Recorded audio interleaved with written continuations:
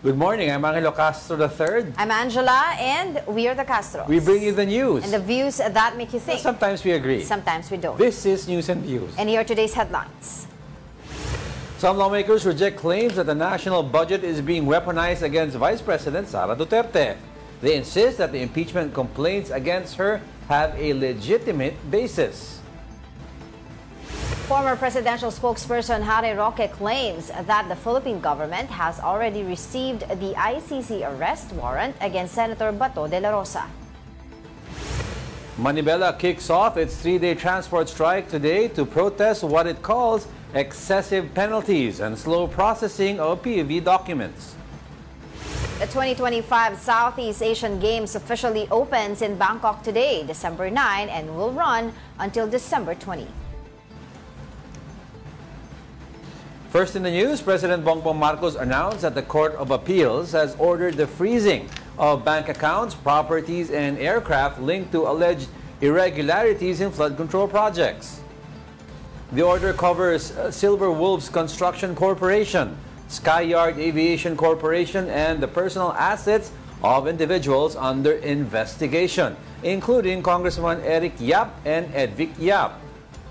Marcos said over 16 billion pesos moved through Silver Wolves transactions from 2022 to 2025, mostly related to DPWH flood control projects.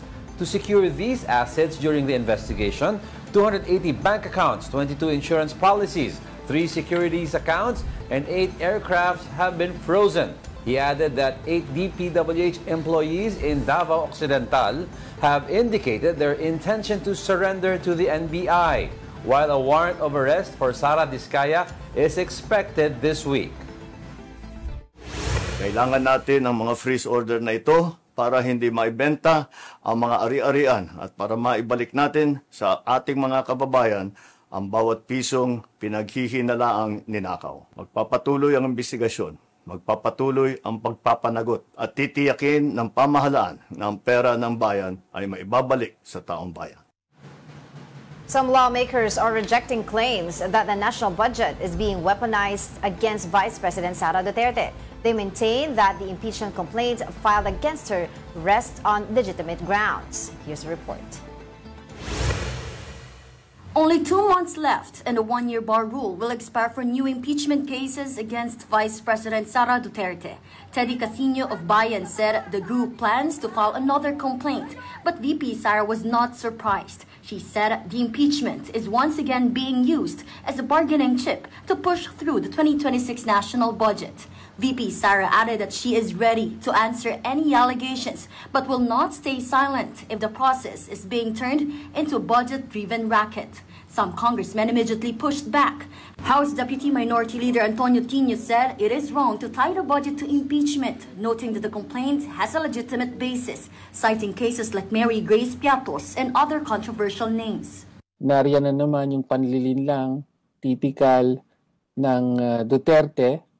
No, sabi niya, handa naman siyang palaging sagutin ang anumang tanong kaugnay sa paggastos niya ng pondo.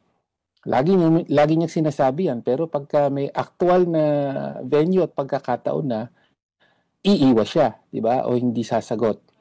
ML Party List Representative Leila De Lima echoed this view, saying the budget should no longer be linked to impeachment, as House deliberations concluded back in October.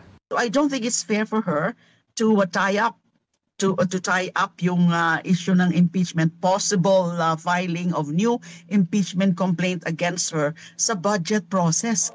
Meanwhile, the direction of the House remains uncertain as it awaits the Supreme Court's decision on the motion for reconsideration regarding the first impeachment. For News 5, I'm Marian Enriquez. We are One News. Oo, yan kasi sinasabi rin ni Senator Congresswoman Leila De Lima na tapos na yung budget even before pa. Pero yun nga, I was wondering nga kasi, di ba, the impeachment complaint in the Senate was archived. It's still archived. Will it be easier for them to unarchive we were the speaking impeachment to... complaint rather than to file another case? Sino kausap natin nun? I think it was Attorney Cayosa.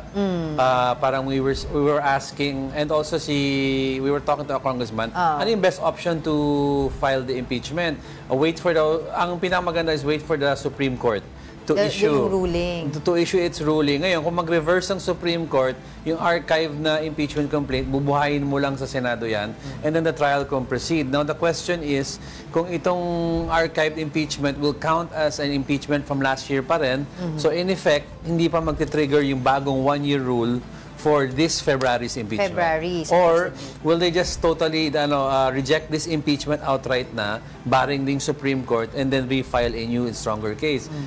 Kausap natin I think si former Congressman Teddy Casino about that. Yung sabi nga nila, what they can do is talagang wait muna doon sa Supreme Court muna. Decision ng Supreme Anyway, Court. February pa naman February pa. Kailan maglalabas ang desisyon ng Supreme Court? The gods of Padre Faura will only know that. Yun ang tanong doon kasi. Basta ang titignan daw nila is wait and see until bago mag-Feb, because ang importante dyan is baka may sunod-sunod may mag-file para mag-trigger yung ban lang. Yan ang kinakatakutan lang. Well, going back doon naman sa headline natin kanina, yung lumabas kasi earlier this morning yung video through the vlog of President Bongbong Marcos, yung kanyang announcement nga freezing of assets itong sila Eric and Vic Yap, itong brothers na to, na yung kanilang construction company is nasasangkot nga doon sa mga bid riggings and may mga criminal complaints na final ang DPWH. Of course, while people are welcoming this development, a lot of people are also asking kung hindi ba i-address din ni Pangulong Bongbong Marcos yung mga ibang mga taong kaalyado niya na isinasangkot din sa maanumalyang flood control projects. Si former Speaker Martin Romualdez, his son, and of course yung kanyang dating USEC ng DOJ, si Jojo Cadiz, na allegedly ay bagman daw sa mga maanumalyang flood control process. Balikan natin yung issue na yan, but mamamayang Liberal Party list Representative Laila De Lima is demanding answers from the House of Representatives on why calls for an open BICAM have not moved forward. De Lima said she is preparing a parliamentary inquiry after learning that the proposal has been left sitting at the committee level.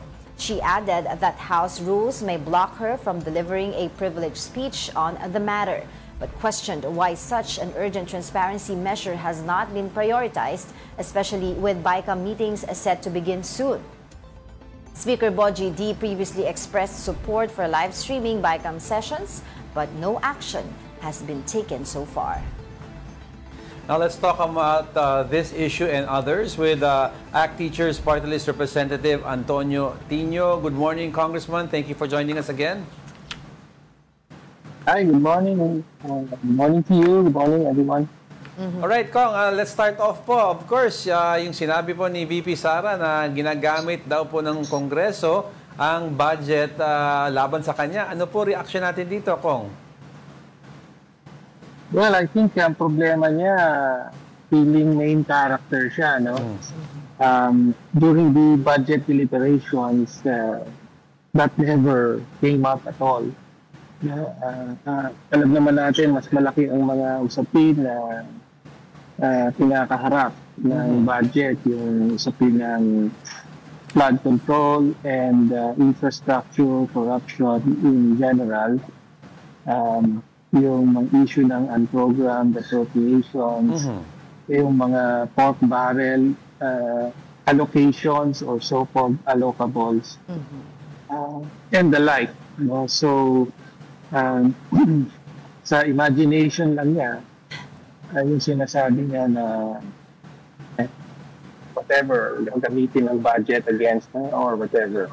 Kung ang nakusap namin si Teddy Casino, former Congressman Teddy Casino the other day, and of course they're waiting for the decision of the Supreme Court regarding the issue on impeachment. Tapos if ever daw, they are also ready sa February to file a new impeachment case if ever. Nakapag-usap na po kayo ni Sir Teddy about these things? Not formally, pero yung makabayang representatives naman, we are ready able to endorse impeachment complaint the moment i-file ito. But I was wondering if it would be easier or how would I put it, na mas madali legally yung kasi if you can remember, yung impeachment complaint po ay na-archive po yan sa Senado eh. Kung halimbawa po dun sa Senado ay tanggalin yun sa pagkaka-archive, would that be more, kumbaga parang mas okay na ganong path yung tahakin ng impeachment? Or maganda pa rin na mag-file ng panibago sa Congress? Well, mas maganda sana kung magtuloy na sa Senate, yung binabanggit nyo na ma-unarchive. But that would require that the Supreme Court reverse its decision. So, of course, hindi natin hawak yan whether or not, lalo na yung time frame kung kailan mag-decide ang Supreme Court on the numerous motions for reconsideration dun sa decision na the Yolen decision, making impeachment the impeachment process much more difficult all around. Right. Doon po sa usapin, punta lang po ako sa ibang issue, Kong. Doon po sa usapin ng open BICAM, no? Kasi even before former Speaker Martin Romualdez steps down, nababanggit na po niya na okay na yan, magkakaroon na tayo ng transparency, di ba? Open na yung ating budget deliberations. And right now, Congressman Leila de Lima is demanding answers. Bakit daw po hindi move forward yung kumbaga yung proposal na yon? So apparently malapit na po kasi mag-open BICAM pero hindi pa pala yun ma-open sa public. Well, that's true. Hindi pa talaga inaaksyonan yung resolution na yan ang na-file. In the meantime, in a few days ay magkakaroon na ng BICAM. So well, it's up to the BICAM itself, both houses, Congress and Senate. Kasi expectation na ng public na gagawing, after all the promises, expectation na ng public na gagawing transparent, may live streaming ang BICAM. No? So, I think, magagalit ang publiko kung hindi mangyari yun. Pero, one thing I have to say is that ang open BICAM does not simply live streaming it. No? Rather, dapat maging transparent sa kahit sa mga dokumento. Meaning to say, lahat ng mga amendments, kailangan, they should be made available to the public. In a mode or manner that is easily understandable for the public. Ibig sabihin, may mga reports, no? Hindi ubra, kasi minsan ganyan ang style na in the past, no, na i-dump lang yung buong General Appropriations Act at sasabihin sa iyo, okay, andyan na yan, hanapin nyo yung amendment. No? So, that is the challenge with the open BICAM. Dapat yung House version, ipakita doon kung ano yung mga binago sa National Expenditure Program, yun yung sinadmit ng executive. Tapos yung Senate, what amendments did they make when they passed their version? And then finally, ano yung amendments na ipopropose ng BICAM to reconcile the two versions? Kailangan may written reports at every stage para ganap na maintindihan ng publiko, hindi sapat yung ina-live stream lang yan. That's right. Pero regarding po, Kong, yung live stream, kasi si Senator Sherwin Gatchalian, nag-ocular na nga ng mga venues, I think sa Intramuros tinitignan, and they're also approved within them daw yung live streaming. At sabi niya, he doesn't know kung ano pa until now, ano yung tugon ng Congress about that, and hindi niya alam yung reasons for the delay, but parang initial reaction daw sa House, lower house po, mukhang okay naman daw ang live streaming. May narinig po ba kayo? Bakit may delay on the decision for live streaming? Wala naman ako narinig. I don't think the House will oppose. It will look bad for them kung tutulan nila yung live streaming. Pero again, another caveat, no? okay yan, may live streaming, pero that doesn't mean walang usapan na nagaganap outside of the live streaming. Really? So, you know, kung makita natin sa live stream na agreeable na lahat, no, ang masasabi ko lang dyan, alam na natin na napag-usapan na beforehand. Closed door. Or there may be some disagreements that will be highlighted, pero sa totoo lang, yung totoong usapan, I mean, that can just be a smoke screen for the actual negotiations to take place. So, in other words, I'm very cynical about, live streaming. Right. Kaya ako, mas That's right. ang demand dapat ng publiko ay yung mga dokumento. Right. Ay yung mga actual, complete, thorough na record ng mga amendments at kung sino yung mga proponents behind the amendment. Kumbaga, Kong, sorry, go ahead. Well, as we've seen with the flood control issue, may mga insertions, tapos may mga alleged proponents, pero yung mga proponents nagdi-deny lang, di ba? Totoo. So, kailangan nasa official record, sino ba yung That's talagang true. nagpasok ng ganitong several hundred million worth of flood control and other projects and so on. Amendment ba yan, insertion ba yan, and so on. So, just put it all on the public record. So, kumbaga, Kong, ang sinasuggest nyo is the entire process, not only yung deliberations ng open bycam. Kasi ang sinasabi nyo, may possibility, pagpatay po ng camera, baka ang ibang isip ni ibang congressman at sabihin, teka lang, yung sinabi ko, bawiin ko, ibahin natin. May possibility pong ganyan, Kong? Well, there's always that possibility. No? You know, yung House, nag-live stream nung kanilang budget amendment process, no?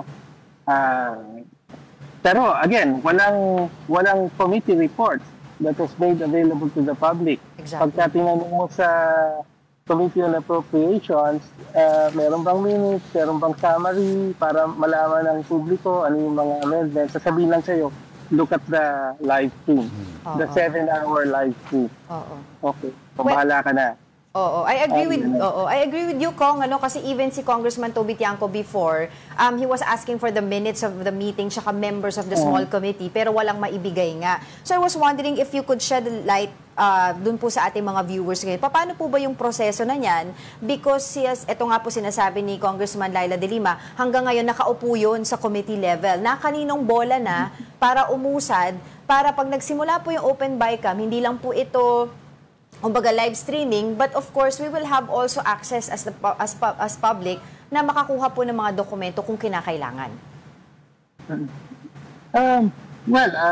It's still in committee, so possibly nasa Committee on Appropriations or Committee on Rules pa ito. Hindi pa hindi ko pa nga nakikita yung any of the schedules. No? So wala pa siyang schedule. So I don't know, at this point baka medyo late na.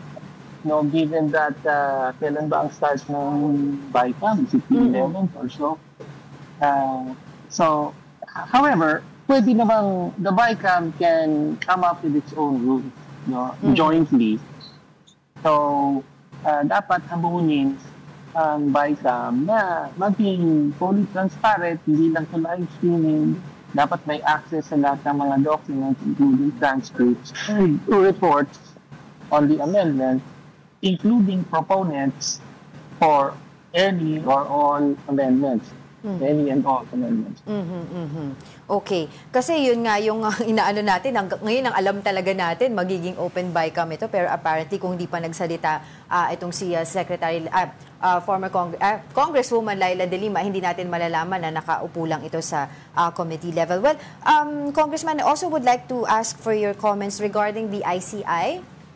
Iba po kasi ngayon parang medyo naiiba po yung tono ng Malacanang regarding this at sinasabi po nila kung baka hindi talaga nila ma-push, ma-file, ma-certify as urgent itong batas po na isinusulong po ninyo dyan sa Kongreso at maging sa Senado dahil baka daw po maging redundant yung mga gagawin ng ICI sa Ombudsman, sa DOJ, sa NBI, etc. Your thoughts on that po?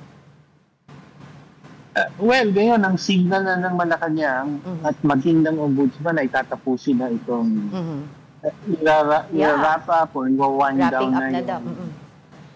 ICI investigation and the whole investigation into the flood control corruption. Parang sinabi niyang Pangulo, siya daw ang nagsimula, siya rin ang tatapos. No, mukhang gusto na nilang tapusin. No, at mukhang meron na silang storyline, no, na gustong ilako sa publiko. They have already identified sino yung mga kontrabida dito. At ito na nga, pinapangako na may mayroong senador na itukulong, may mga list of congressmen and contractors. Pero, ang mas importante ay sino yung mga hindi sinama. Di ba? Including, hindi na talaga sinersu, whether it's the ICI, the Blue Ribbon Committee of the Senate, or the ombudsman, yung mga tumuturo na sa Malacanang, no? The cabinet officials that resigned, led by the executive secretary and the Sec Jojo Cadiz, former staff na hanggang Senate-based pa ni BBM, staff na niya. Yeah. At yung pagturo kay Pangulo mismo, di ba? So, hindi kasama sa storyline niya na gusto ng Malacanang. So, may problema tayo. So kung what happens now? At yung pagtutol nila doon sa pinalakas na ICAI, just a symptom or indication that they want selective prosecution, investigation and prosecution. So, what happens now, Kong? Kasi people are saying, may isang panin nagsasabi na ginawa lang daw itong ICI to deflect yung public anger away from the president, given na nung panahon pa ng SONA, binanggit niya na ito, tapos walang action, tapos ginawa ang ICI. Ngayon, ganito na lang, parang we'll just leave it at the tip of the iceberg, and yung kultura ng corruption, yung the deeper roots, hindi na natin hahabulin. And then the ombudsman, si ombudsman mismo said na mukhang patay na daw ang ICI. Ano po ang mangyayari dito? What will we do next? Well, the people should be aware that kung ganyan nga ang mangyari, essentially cover up ang nangyayari dito, no? Meron lang selective prosecution at gustong tuldukan na ng Malacanang ang issue ng corruption na ito, pero hindi dapat pumayag ang publiko. Dapat ikagalit itong publiko. Ituloy yung panawagan. Ang panawagan ng lahat ay lahat ng sangkot dapat panagot. No? So, malinaw na hindi lahat ng sangkot ang patutunguhan kung masusunod ang Malacanang.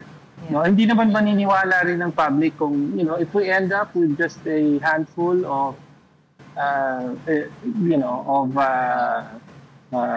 officials charged, no, kung wala yung mga expected na malalaking isda, no, hindi rin magiging credible ito, no. So I think Malacanang is playing with fire. Kung tingin nila kaya na nila i-wrap up ito, tapos hindi naman katanggap-tanggap yung rogues gallery na ihaharap sa atin, no. Parang si Senator Revilla, parang who happens to be out of power, hindi siya senador ngayon, o pinaka-convenient yata na high-profile target among others.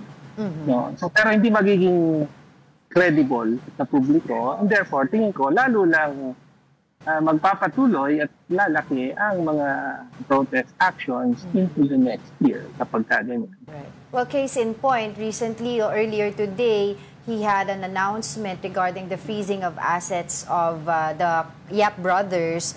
Well, yet Marcos has not yet addressed po yung involvement ng mga close allies niya like si former House Speaker Martin Romualdez, yung kanyang anak mismo na meron din issue din sa tinaguri ang pork barrel king ng PCIJ. Your thoughts on that po? Well, tama po yan. Yan yung mga expected na malalaking isda na sabihin mo may dapat thoroughly maimbestigahan. So that includes former Speaker Martin Romualdez. That includes the current majority leader, Sandro Marcos. But also, ako, ang gusto kong sabihin, yung mga executive officials na pinag-resign daw, tinanggal, pero wala namang ibang paliwanag, no? Starting from the executive secretary, tapos the DBM secretary. Yeah, may napangandaman. DPWH secretary Bonoan. Parang pinaalis na ng bansa. Who's out of the country, yeah, that's right. Oh, yeah. Tapos, of course, itong si Yusek Jojo Cadi, na all of these, in one way or other, sinabi ni Galdico, sinabi ni Yusek Bernardo, who happens to be the star witness of the ICI and the Blue Ribbon Committee and even the Ombudsman. No? Lahat sila tinuturo na, pati presidente involved. Pero and yet, wala talagang cover up dito. Walang anumang decision. Basta mag-resign ka na, tapos tumangini ka. Pwede ka pa nga umalis ng bansa. Diba?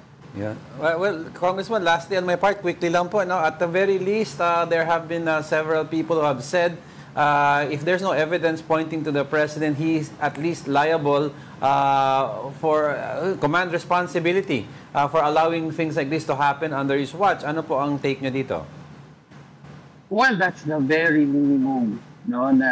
Kasi hindi lang naman is 2025 budget ito eh. 2023, 2024, and 2025 budget. Yeah. Dito natin nakita yung pinakamalaking level ng corruption involving flood control and other infrastructure. No, so both doon sa regular budget tsaka yung abuse ng unprogrammed appropriations to the extent that in order to feed the addiction to pork barrel insertions, flood control projects, kinuhanan pa ng pera yung PhilHealth, yung PDIC via the special provision that was recently declared as void by the Supreme Court. So ganun kalala yung pagkagahaman sa mga projects for corruption, no? All of that happened under Marcos, and he had the power to stop this. Meron siyang veto power. Hindi niya ginamit. Tapos yung unprogrammed appropriations in particular requires the direct approval of the president according to law. So, kaya hindi, in as much as malaking bahagi ng corruption ay napondohan through unprogrammed appropriations, may direct accountability ang presidente. Right. Well, we have a lot of questions pa, but unfortunately, we don't have much time. Hopefully, we can invite you again. Maraming salamat po sa inyong oras, ACT Teachers Party List Representative Antonio Tino. Thank you. Good morning. All right, in weather, Pag-asa is monitoring a new low-pressure area. It was last spotted at 390 kilometers west of Puerto Princesa, Palawan. For now, it has a low to medium chance of developing into a tropical depression. The LPA is bringing scattered rains over Kalayaan Islands. Shear line, easterlies, and amihan may also trigger rains across the country. Agriculture Secretary Francisco Tu Laurel Jr. said that recent storms have caused major crop losses in the fourth quarter of 2025. Tu Laurel told The Big Story that while most rice had already been harvested, the bigger concern now is delayed planting, which could affect the next cropping season. Because of the losses, the DA is revising its year-end rice production estimate from 20.4 million metric tons down to around 19.98 million metric tons. For fourth quarter of this year, we already have information on rice na 120,000 ang loss, no? And corn about 28,000 for the last quarter. Not counting Wilma pa kasi kulang pa kami sa validation. We'll be back with more stories after the break. Keep it here on One News. The Department of Health, or DOH, has reported a surge in new HIV cases in the third quarter of the year. From July to September, 5,583 new cases were recorded, a significant jump from just over 4,000 reported in the previous quarter. The rise makes the Philippines the country with the fastest growing HIV epidemic in the Asia-Pacific region. Young adolescents are among the major contributors to these numbers, with many cases linked to sexually transmitted infections. Age group na medyo alarming is yung group na 15 to 24 years old at 30%. Age group ng 25 to 34 years old, sila yung may pinakamataas at 42%. For the age group na yun, 15 to 24, unfortunately, actually based on the data, these are patients who actually still get their HIV through sexual contact. According to Dr. Samantha, despite the alarming rise in HIV cases, especially among young adolescents, the Philippines still treats this topic as taboo. So, with the patients that I have seen, it is actually very taboo. Taboo in terms of religion, cultural, usual practices. Karamihan sa kanila, marinig lang yung term na HIV, actually hesitant na just with the idea of getting themselves tested. Meron pang estimated na most likely, hindi pa natin talaga nadadiagnose na talaga meron ng HIV but they haven't had themselves tested. Beyond educating the public about HIV, the health sector works to implement measures that help prevent the growing number of cases. We try to be more aggressive for those patients who have been diagnosed. Mas nire-recommend na mag-follow up sila to be taking their prescribed medications. In terms of preventive measures, we encourage these patients to inform possible exposures and yung mga tao na most likely may chance na pwedeng nahawahan o kung saan nila nakuha to. Dr. Punzalan urges all individuals, particularly those engaged in sexual activities and noticing any abnormal symptoms, to undergo testing. Hindi na natin talaga alam kung sino ang may HIV ngayon. Get yourselves tested. It's not a death sentence to know what your HIV status is. Libre ang pagpapatest for HIV. We really highly recommend everybody know your status. Mga kapatid, mobile journalist Francis Rivera, we are One News.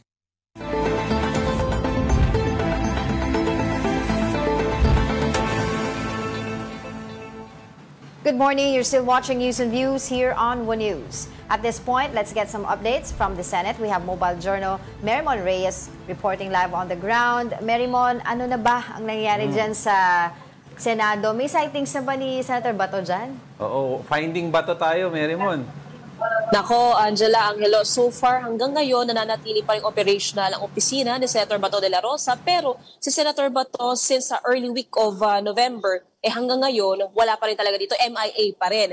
And so far pagdating din dito sa mga senador, ang huling update na nakuha talaga natin was between Senator Ping Lacson and yung pangungumusta niya doon sa group chat nilang mga senador around 3 weeks ago na yun, kung saan nagkaroon pa ng pagbibiro si Senator Bato na para talunin niya raw yung record o lalagpasan niya pa yung record ni Senator Ping pagdating sa pagtatago. Pero as of today, ngayong umaga, mayroong isinasagawang pagdinig ang Social Justice Committee, ang Health Committee, patungkol, for example, number 1, yung sa pagpapagawa, pag-establish ng permanent validity ng identification cards para sa PWD pero with permanent disabilities. Yung isa sa mga tututukan nila dito is yung credibility ng mga medical certificate para ma-certify talaga na itong mga PWD hindi na kailangan ng periodical na pagre-renew ng kanilang mga ID. And then mamayang hapon, ang inaasahan natin sa plenary session is yung pagbubukas na on third reading and hopefully approval ng 2026 National Budget Senate version para manatiling on schedule ang Senado pagdating sa budget. Kasi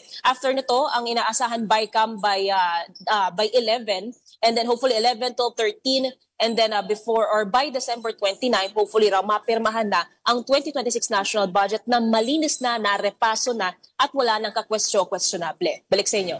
Well, Marymon, malapit na ang Open BICAM and we had Congressman Tino over kanina, no? And we talked about yung proseso nga nito at until now kasi sinasabi ni Congresswoman Laila De Lima na nakaupo sa committee level yung parang approval na para Open BICAM ito. For Congressman Tino, sinasabi niya na more than the live streaming of the proseso, mas maigi daw na mas mabigay sa publiko yung pagkakataon na makuha yung mga dokumento kung kinakailangan. Is that also the goal of the Senate or live stream lang din sila? Angela, right from the beginning ng 20th Congress, isa sa pinakagusto talagang gawin dito ng liderato, especially ni Senate President Tito Soto, Finance Committee Chair Senator Sherwin Gatchalian, yung transparency talaga. Kaya ngayon na nagkaroon na ng pagbubukas ng transparency portal kung saan yung simulat punot dulo ng budget process, lahat ng ito, yung mga documents, yung mga hearing, yung mga transcript nito, yung mga committee report nito, uploaded for public viewing, for public reference. Kasama na rin dyan yung inaasahan natin sa BICAM. Open to public na to, live stream na to, at ang guarantee at assurance dito ng Senado, well, so far on their end is lahat ilalagay on the table. Walang magiging parang off the record, walang mangyayaring pagkatapos ng BICAM, may bigla ang susulpot na naman dyan na amendments. Lahat daw ilalapag and magiging bukas din sila sa magiging opinion o komento ng publiko. Since live stream na ito, yung simulat hangganan ng BICAM hanggang sa mapirmahan ng budget, mananatiling may kaalaman daw dito ang publiko.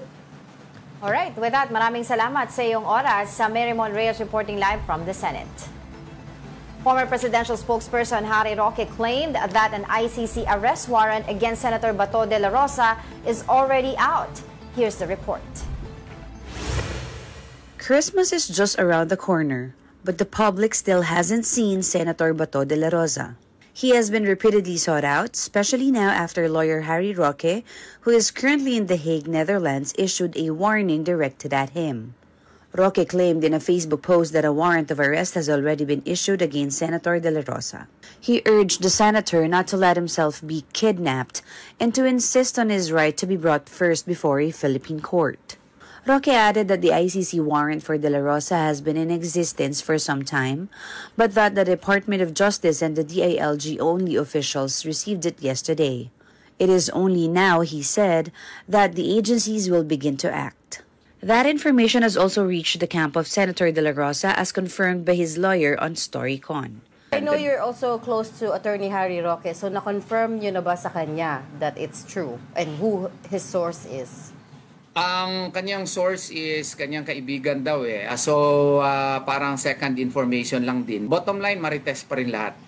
But even before Roque's posts, it will be recalled that as early as November, Ombudsman Boying Remulla himself said that an arrest warrant had already been issued against de la Rosa. The next day, however, the International Criminal Court did not confirm whether such a warrant exists. The DOJ also said it had not received any copy, the same with the DILG. Despite this, on November 13, de la Rosa's camp filed a petition before the Supreme Court seeking to block the supposed ICC warrant. On Monday, Ombudsman Remulla again stood firm, insisting that the arrest warrant is real and that he is in possession of an unofficial copy. Alam mo naman si Ombudsman Remulla, lahat ng information nandyan sa kanya. Pero kung tatanungin mo, ayaw ibigay. Baka ginawa naman yun para mabulabog si Senator Bato at mag-move kaagad at mamonitor na nila. Ang tawag namin yan, bluff. He added that the senator was last seen in Pampanga. Torreon dismissed this as a bluff meant to rattle the senator and force him to move. So, if he is not in Pampanga, where is Senator Bato? You still don't know where Senator de la Rosa is? Affirmative, ma'am. Affirmative. And I don't want to know also. I'm not asking so that I will not be able to lie to you if you will ask me. Hindi ako magsisinungaling po. Should an ICC warrant indeed exist and should de la Rosa be detained in The Hague alongside former President Duterte, Torreon said he hopes the senator would still be allowed to participate in any possible impeachment proceedings against Vice President Sara Duterte. I do hope and pray that if such happens, Senator Bato would still be allowed to participate in any impeachment proceedings against the Vice President of the Republic of the Philippines. Meanwhile, the ICC has declined to comment on what it called speculation emphasizing that all court records are publicly accessible on its website. Even the lawyer of former President Duterte attorney Nicholas Kaufman says he has no information on any supposed arrest warrant for Senator De La Rosa. Former Comelec Commissioner Attorney Rowena Guanzon said the police will now file a case against a man she had an altercation with at a mall in Makati. Guanzon told 1PHS sa Totoo Lang that the man's wife immediately apologized but he himself refused to do so. Guanzon added that online trolls have been targeting her but she will not engage with them. Reflecting on the incident, she noted that she could have treated the man as a laughing matter given his inappropriate behavior and refusal to take accountability. Oh, my mental process is different from most people kasi I'm very extemporaneous, di ba? Yung PGMN ko nga ng mga episodes, walang script yun eh. So, I'm really, my mind really works differently. So, everything, when I say something, pati yung humor ko pumapasok and everything. Okay. Yung that altercation, when he told me to leave because I was coughing, he said he should not be in the mall. And I told him, if you are sick, you should not be here in the mall. I think you should apologize to me because, people there knew me. Actually, medyo a very simple argument turned cases to be filed because ang issue ata is it looks like the wife was sick or something like that. That I don't know. No, but something we don't know kasi the context. Kasi basta yung wife lang ang yung nakamask. The husband saw former commissioner coughing. Tapos sabi niya you should not be in the mall, you should have a mask, you should go home.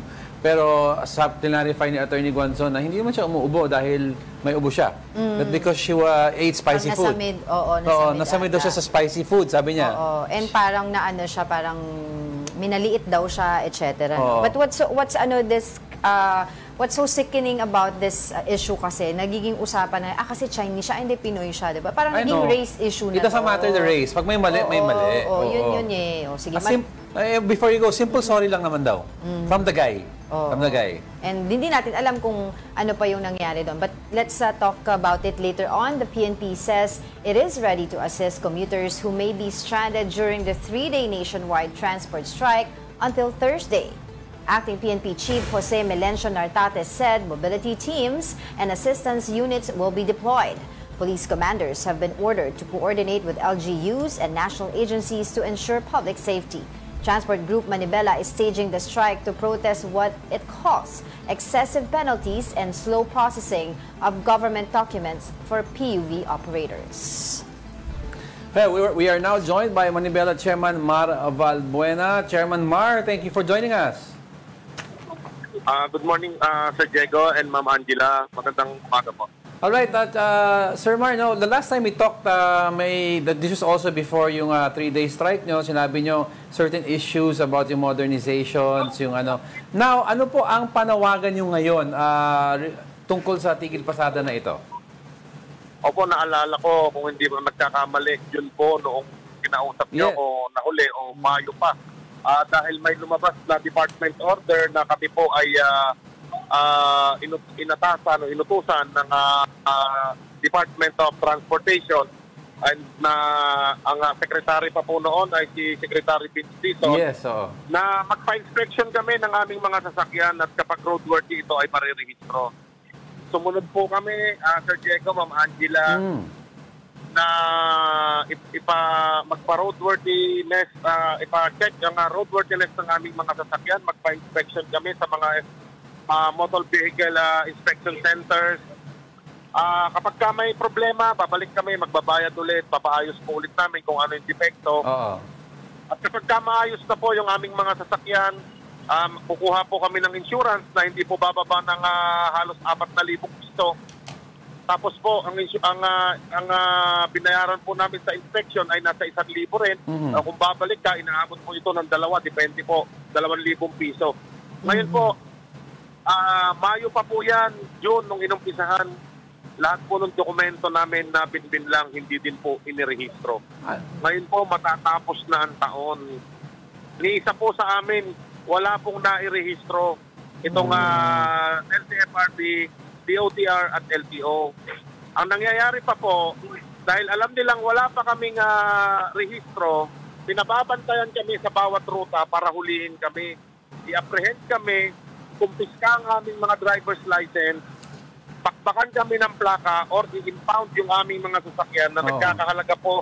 Ang multa nito ay 12,000 piso ang pinakamababa at umaabot po ito ng 50,000 pesos. Sa mga jeepney lamang po ito. Nasaan po ang hustisya dito? Imbis na tulungan po kami, pinahirapan po kami, pinagastos kami ngayon, pinagmumulta kami, tinumpiska yung aming mga lisensya, hindi po makabiyahe yung aming mga... Hindi po kami makabiyahe upang kumita para sa aming pamilya. Kaya po nakapag-desisyon kami na mag-strike. Ang masaklap pa rito, nagbigay na ng order ang ating Pangulo para magkaroon ng dialogo. Hanggang ngayon, bulat, pipi at singian na sa DOTR. Puro pagpapapogi lamang po ang ginagawa nila. Tama po ba ito? Na imbis na tulungan kami na magkaroon ng legal na mga dokumento, inipit pa po kami. But you said in one of your interviews that one of the reasons po ng inyong strike ngayon, aside po dun sa nabanggit nyo na excessive penalties, non-renewal of franchises, itong payola culture. Malaki-laki, mabigat po itong accusation na ito. Do we have evidences to prove these accusations?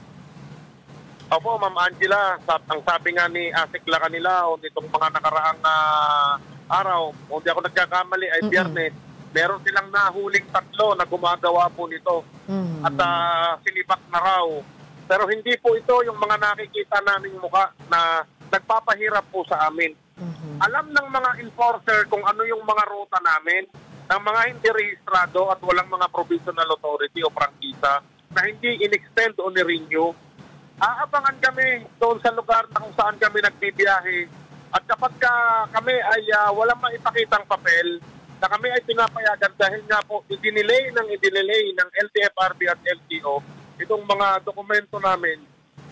Ang nangyayari po, pagmumulta kami. Ngayon, para hindi ka i-impound, para hindi kumpiskahin ang aming mga driver's license, plaka at mga sasakyan. Kung may payola ka sa kanila na hindi bababa sa 5,000 kada isang buwan, hindi ka huhulihin. Kapag ka meron kang payola at may binibigay ka kada buwan, kahit pa may problema yung sasakyan mo, kalbo ang gulong, pwede pong bumiyahe. Ginawa po sa amin yan noong nakaraang linggo, kaya po kami nagdesisyon ng ganito. Dinig na dinig ko yung enforcer po na yon. Binigay ko na po sa kanila yung pangalan. At ang sinasabi, utos lang daw po ng ASIC yung pinagagawa po sa kanila. Bakit hindi po ito yung tignan? Bakit po hintayin pa yung order ng Pangulo? Hanggang ngayon, 3 araw na, wala pong nangyayari sa utos ng ating Pangulo na magkaroon ng dialogo. Okay, Sir Mar, balikan po namin kayo bukas kung maaari, kung may oras pa rin po kayo para kamustahin naman po ulit yung... Second day na strike ba? nung inyong nangyaring strike po dyan. Maraming salamat po sa inyong oras, Manibela Chairman Marval Buena. Alright, don't go away. We're not done yet. Stay with us.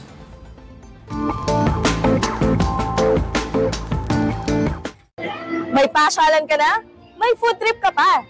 Dito yan sa night market ng Quezon City ngayong Christmas season. Queue citizens are flocking to the Paskong Kumukyu Sikutitap night market at the Quezon City Hall, where food stalls have lined up for the holidays. Options for food and beverages are available at an affordable price. Cookies po ma'am, 20 pesos po, brownies, 25, banana bread po, 25 isa po, and different 100 ma'am. We sell non-coffee, coffee, and matcha as well. Ang price range is 79 to 160. Some stalls also offer other items like jewelry, fragrances, and blushies. Kahapon pa kami bumili pang exchange gift. Vendors say the crowds have helped them sell more at the night market. Mas mabenta po kasi lagi po kami nasa-sold out. Sobrang daming tao. Minsan nga nasa-sold out kami ng mga 8 or 9. The night market is open from 3 p.m. to 11 p.m. until January 3.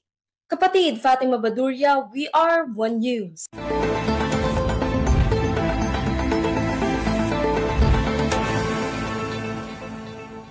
Welcome back. You're still watching News and Views here on One News. Now, at this point, let's get an update from the Independent Commission for Infrastructure with mobile journalist Arles de los Santos. Arles, what's the latest? Magandang umaga, Angela at Diego. No? Nandito nga tayo ngayon sa ICI kung saan ngayong araw nakatakda nga ang isa pang panibagong meeting para sa Asset Recovery Technical Working Group. No? Pero ayan, ay sinagawa sa pamamagitan ng isang virtual meeting. Wala tayong nakitang mga kalihim ng iba't ibang ahensya na dumating dito sa ICI. No?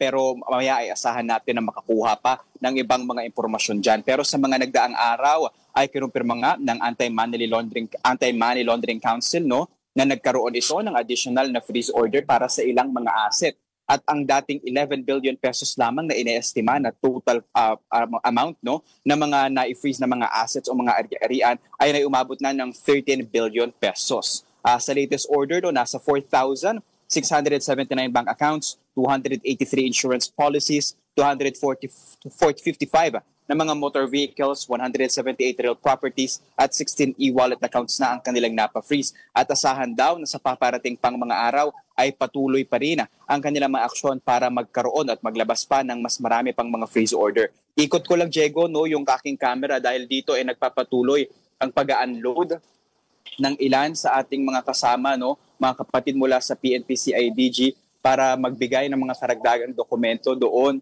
sa mga patuloy na iniimbestigahan ng mga flood control projects ng pamahalaan. Sinilip natin to at yung ilan dyan so far galing sa Romblon, mga Region 4A and B, no? At kaninang mga alas 9 ng umaga na magsimula silang dumating dito at sa impormasyon na ating nakuha, nasa humigit kumulang 50 mga kahon ito, no? At ito na yung kanilang ikatlong beses na nagbigay ng mga dokumento dito sa ICI. Well, Arles, what does the ICI, what was their reaction regarding the issue na may possible na mag-wrap up na investigation ng ICI in a month or two? Angela, actually yung ICI nagbigay naman ng reaksyon, no, nung Friday pa lamang at sinabi na nila na it's the President's call down, no? Pero gagampanan nila ang kanilang tungkulin hanggang matapos nga itong kanilang investigasyon na isinasagwa. Pero Angela, yung nakita ko yun natin, yung pahayag ni Ombudsman Boyeng Remulla, ayan daw yung parang pagtatapos ng kanilang probe, no? At ibibigay na yung mga impormasyon sa Ombudsman sa mga paparating na araw. Pero tignan natin, Angela, yung magiging development nito dahil sa huling tala, di ba? Lahat daw ng infrastructure projects ng pamahalaan ay sisilipin ng ICI. Sa tala na ibinigay nila sa atin, nasa mahigit 200,000 projects yan. Ating abangan kung magpapatuloy nga ang kanilang pagtatapos ng kanilang investigasyon. Pero sa ngayon, desidido naman sila na ipagpatuloy ang kanilang mandato. Mabilis na lang, nagagastos na ba nila yung pera? Kasi sabi ni Yuse Castro, yung funds nila ay na-bank transfer may sweldo na ba sila? Oo, nagastos na ba? Hindi pa natin nakukumpirma, Angela, pero Friday, ayon kay ICI Executive Director Brian Osaka, makikipag-coordinate na daw sila sa Land Bank of the Philippines para nga ma-download at magamit ang kanilang mga pondo na ito. Angela. Alright, maraming salamat sa iyong oras. That was our mobile journalist, Arles de los Santos. May Christmas bonus na sa ICI. Alright, the Sandigan Bayan has convicted Janet Lim Napoles of multiple counts of malversation and graft over the misuse of the PDAF. Napoles was sentenced to reclusion perpetua in 2 cases involving 10 million and 9 million pesos in public funds and ordered to return the amounts with interest. Several former government officials were also found guilty in related cases. Napoles and her co-accused received additional penalties for other malversation and graft charges, including fines and perpetual disqualification from public office. The rulings add to the long list of convictions linked to the multi-billion peso PDAF scam. In sports, Team Philippines has reached the semifinals of the men's football tournament at the SEA Games after 34 years. The Philippines defeated defending champion Indonesia, putting the country in contention for a possible gold medal. In addition, Philippine women's football also triumphed, beating powerhouse Vietnam in the preliminary round. Meanwhile, the Philippine men's polo team now aims for bronze against Malaysia after their loss to Thailand. The SEA Games are being held in Thailand. Oh. Well, I don't think naman, going back dun sa pondo ng ICI, but I don't think naman ang main purposes for the bonus. It's of course, for mobilization niya ng kanilang ahensya. Ingest naman yun. Pero kasi yung budget na hindi pa daw naririsa na, ang sinabi is operational fund also. So meaning, kung wala kang operational funds, yung mga employees there, wala pang sweldo? Ganun ba ang ano nun? Diba? Kasi more than anything else, kasi diba, that's the reason why there were delays sa pagla-livestream ng kanilang mga investigation is that wala silang equipment. Exactly. Hindi sila makabili, maka-purchase. And alam naman natin, ang hirap magtrabaho kung hindi ka bayad.